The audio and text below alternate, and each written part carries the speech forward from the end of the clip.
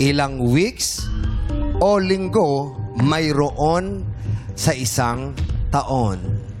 Meron po kayo 5 segundo para sagutin, Nanay Tess. Go.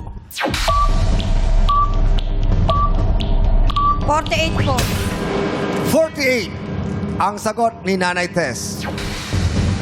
Tama kaya ang 48 weeks mayroon ang isang taon? Nanay Tess, mananalo ka na kaya ng 100,000 pesos. Ang sagot mo sa katanungang ilang weeks o linggo mayroon sa isang taon. Ang sabi mo ay 48. 48 is...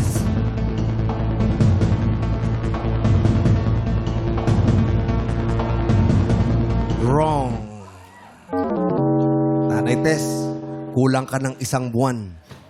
Dahil ang tamang sagot ay 52 weeks. Sorry, Nanay Tess. Okay lang po.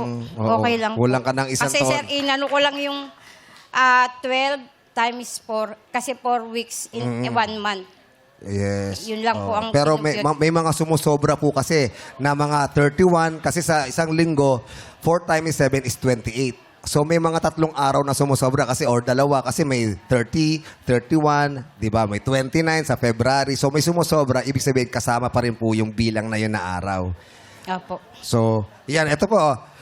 Meron pong 52 weeks and 1 day in a common year and there are 52 weeks and 2 days in a leap year. Yan po ang tamang sagot. 52 weeks.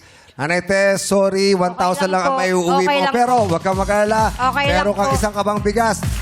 Dadagdagan ko pa rin ang 1 kabang bigas yan. Yes!